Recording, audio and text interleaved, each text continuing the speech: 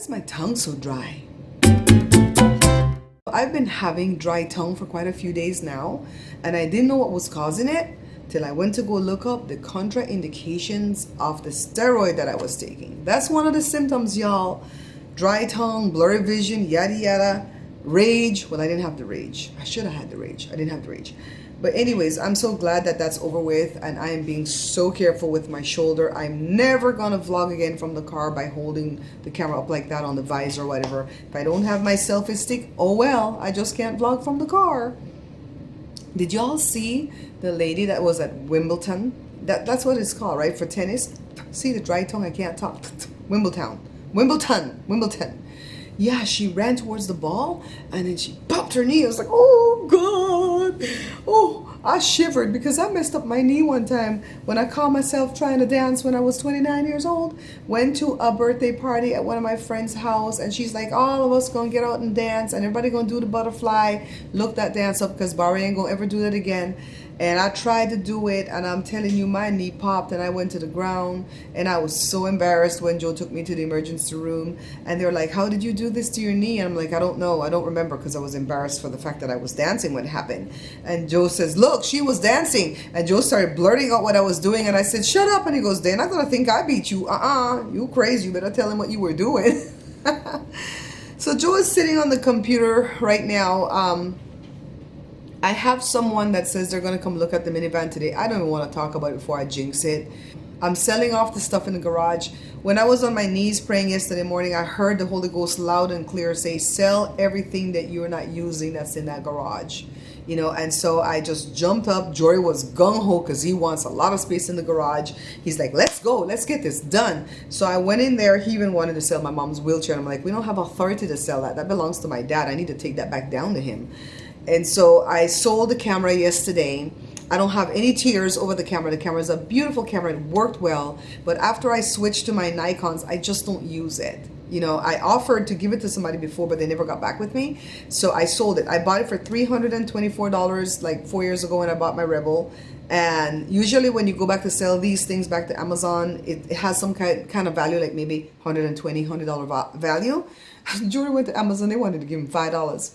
I'll say, put this up at one of these apps. So I sold it. I had it listed for $120. The girl offered me $90. I took it. She came, got her camera. She was happy. Got the battery, got the box. I save all my boxes and stuff, so everything's on. I had a screen protector on it, so she pulls that off. She can put another brand new screen protector. Oh, she was happy with her stuff. She gone. I'm like, yes, I got $90, honey child. So now, I'm selling a movie projector screen, and this lady is sending her daughter's boyfriend right now to come take a look at it. She pretty much agreed she's going to buy it. You know, they just want to make sure that I'm not misrepresenting how beautiful it is. I used the thing once in 2006. I don't even know why I bought it. I came with Joe on a quick run to this electronics store, guys. The reason why we went to that little shop is because the guy is honest, and he used to be the one to come and fix the machines whenever it went down with electrical problems, and I knew he would be able to give us an honest price on some stuff that Joe has for sale. He doesn't have any use of it, of course, but he could tell us what to put it up for. So now I'm gonna go take pictures and put those up for sale too. So let me tell you what happened with the Town and Country. I was speaking to this lady last night, and she burdened me with all her problems about being rear-ended, and her car has a blown head gasket, yada yada. Could I take she wanted me to take the minivan over to her job last night because she works at night, I guess, and she was 4 miles away, and she didn't want a chance coming to me, you know, with, well, not last night, but yesterday evening. She didn't want a chance coming to me because of the blown head gasket, yada yada. And I'm like, no, I don't want to fall into the trap of starting to take my cars for people to see, because that puts me at great risk. I mean, think about it. I don't know these people. What if they set up the meeting place and they have their little homies, you know, hide around in the bushes to come and jack me when I get over there? I prefer to set up the meeting place where I can stay from a distance and see when they arrive. You know what I mean? So I told her for safety reasons and stuff, I can't do that, but she could get a ride. She's only 4 miles away. So she said yes. She texted me early this morning, was all set. We talked back and forth. Finally, she texted me like around 10:30 asking me, could the husband come instead of her because she didn't have the baby's car seat or something. Or it seems like it's always something with this lady. That's why I wasn't holding my breath, because I just feel like they broke. And so the husband called at 11 o'clock. And he said, I just want you to know I am so-and-so's husband, but I'm not going to go again to see the car. And I'm like, okay. And he goes, I want to look around some more. I'm like, okay. And I was like rude like that too, like, okay. And so then he's all like, I said, I'm just glad that I didn't take the car over to your wife yesterday, because if she didn't buy it, I would have been pissed. And so he's all like, well, what I really wanted to do with the car today is come and pick it up and take it to my mechanic so he can take a look at it. I'm like, what? Barbara was at a loss for words. I'm like, are you serious? Really? I'm like, nah. The only thing came out of Barbara's mouth was like, nah. And then he goes, what? I said, no. I said, you can bring your mechanic here all you want, because I have nothing to hide. I'm not sending you some piece of lemon or crap. I said, but you're not finna take my car to some mechanic so you can run off to Mexico with my car, dude. What the hell? You know, no. That's not gonna happen. You can't go to the used car lot and say, dude, let me take the car to my mechanic and come. Holmes, let me take the car. We know somebody who flips cars, and he told us this story at my friend Lisa's anniversary party. He's like, yeah, I let this guy take the car because he built rapport with me and I trusted him, and the car is long gone. I'm like, these people must think, like my granny used to say, you must think I have ring in my nose. You know, and I don't know what that means in Belize people think, but it's something bad. It means you're stupid. Because my grandma used to say, who pierces their nose are stupid. He crazy. It's not gonna fly. I just noticed that my favorite YouTuber, The Bells Plus One, hit 200,000 subscribers a couple nights ago. I am so happy for her. I've been watching this young lady since maybe last year, August. At that time, she had about 45,000 subscribers, right?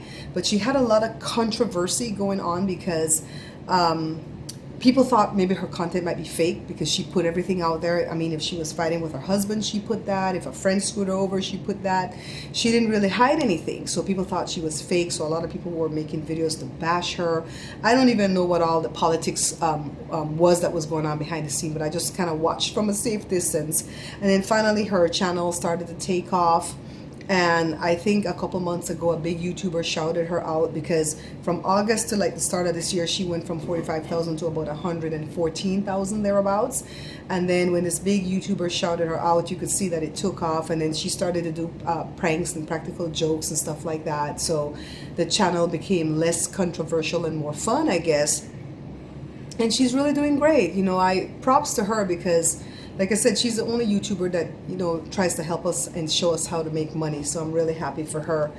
Let me see what I did today. I edited a video about the wig.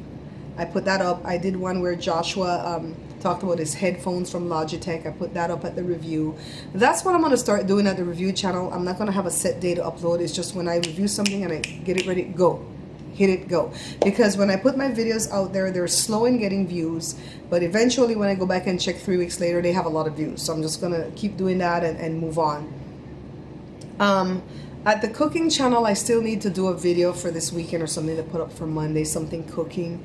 I did put up a mukbang. Oh, you know what? I don't think I released it yet. I uploaded a mukbang where Jada was eating pollo loco salad, and I'm gonna release that in a little while. Joe is cooking right now on the grill, but I'm not gonna record any of that and show it to the guy that asked me if we could do that because it's so hot outside that nobody wants to be outside. It's hot, it's humid. I don't know what I'm doing with these long sleeves. I put it on earlier and I really have to go like strip down to tank top or something when I get off this thing. But I'll show that in the very near future, okay, when Joe go get some meats and stuff, show you how he seasons it up, how he cooks it, you know, how he does the thing, because Joe learned how to barbecue from an old black American man from the church that showed him how to do it, all right? So everybody loves his barbecue because it's so tender, because of all the little tricks and tips that he does before he actually cooks the darn thing. So we'll show that pretty soon. We've decided to do like an about face turn with the way we're selling these cars because think about it, we have two gorgeous cars, an '06 and an '07 with low miles, and Sugar is the one that's always telling me, oh, these cars are expensive over here where I live. Well, they're expensive here too, but because we are in the flipping game and we're not trying to sell like our own personal car, we just always take a smaller profit and move on, keep it moving, right? But with these two cars, at the rate of what they want to pay us, we would make less money than if we bought an older car. You know, so after we sell these two cars, I don't think we're going to get newer cars. We're just going to keep like with the '03s and the '04s. We're just going to always know that we have to take it to Sergio to get the AC charged and just keep it moving. That's how we're gonna do. We're not gonna buy these newer cars because these people, either they don't have the money or they just don't want to pay you for it. So another thing that I'm gonna do differently, I'm not gonna be bitchy, but I'm gonna be very firm when I talk to the people on the phone because I'm tired of them jerking us around.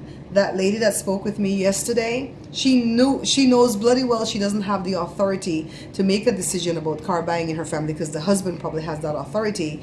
She probably doesn't even have the money, but they wanted to come looky-loo. So even in the apps when I put the description, I'm like, no looky-loos. What? This girl is grinding towards 300,000 subscribers? She really is. She's at 242,000. Oh my God. What a blessing. I wish this could be me. Oh, they're live. When they hit 300,000, the husband will be waxed. They're live right now. I got to go watch this. So anyways, back to the story at hand. If they call me and they say, can I come see the vehicle tomorrow, but I have to come after work at 5, I'm going to tell them, tomorrow at a certain time, contact me and I'll let you know if I'm going to be available. I'm not just going to be available to these people because they're jerking me around for my time, and that's like frustrating. So I'm just going to say, okay, that's fine. But tomorrow at a certain time when you know that you're coming, you call me to make sure that I'm available. And if I am, I'll let you know where to meet. And I'll just, brush it off and do what I'm going to do. If I'm going to go visit Osley, I'm going to go visit Osley. If I'm going to go to LA, I'm going to go to LA. Whatever I'm going to do, I'm going to do anyways, because I'm not going to sit here and wait for these people because they jerk you around. I'll see you guys tomorrow night. When the red button is on? Yeah. Okay. Okay, guys, see, I'm doing it. This is very great. Ready. He doesn't want to go back on the boat.